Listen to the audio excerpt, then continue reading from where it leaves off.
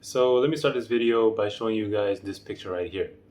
So you guys might be asking, why did I show you that picture of a 14-year-old Sakti when it looks like he hasn't eaten, a day in his life? Well, basically, this picture is context for my story that I'm going to tell today. Back in 2016, I had to move to Malaysia because my dad had gotten a posting there for his job.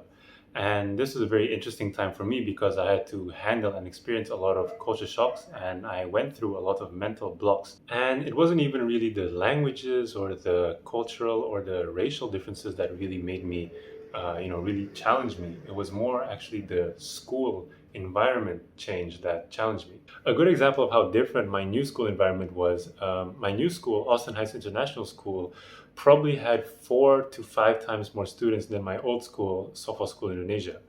And apart from that, everyone in this new school was very, very active. I found out about this during my first PE session. Every single guy, or almost every single guy in my class, was part of some sort of school team. So they were all very athletic when I was not. My lack of skill and capability at the time really showed when we all came together and played football during PE class. So I really lagged behind. I was bad.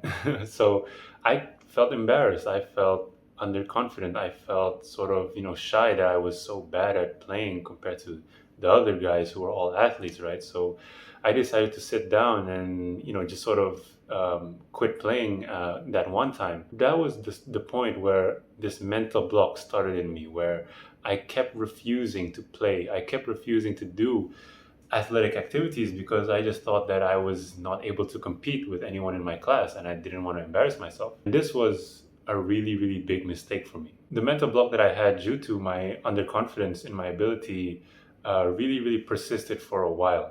For 1 year, I think, I kept on avoiding and I kept on just trying to not do sports or, exercise even because I was scared. I was scared that people would judge me, that because I was so much worse than everyone else. My constant avoidance for physical activity was very detrimental to me in the long run because I had grown very, very unfit and very, very uncoordinated.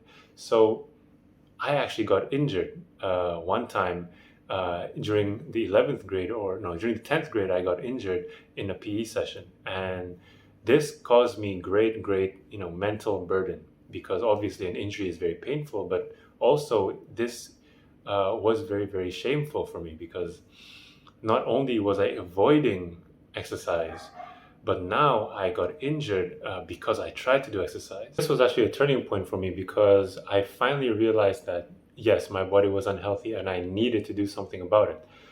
With help from my friends and family, I decided that I would actually get more active and started exercising more. So I started home exercise, I started to eat better, I started to do sports, and at first it was very, very difficult.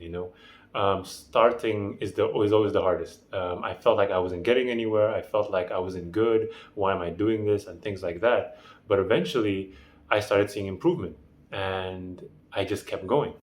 Long story short, I eventually made it up to a point where I could compete with the guys at my school, with my friends, and I even received offers from my friend Martin to join the football team, which I did.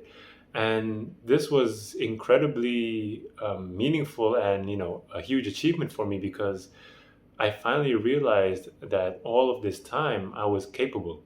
It was just in my head. So the moral of the story that I want to share to you guys is that self-progress is all in your mind, and you are so much more capable of doing things than you think. And whenever we experience something like culture shock, make sure you don't shell up like me and just stay in your comfort zone all the time.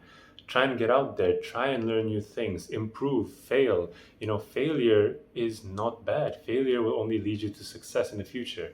And finally, to wrap up my TED Talk, to quote Shia LaBeouf, just do it. Thank you for watching.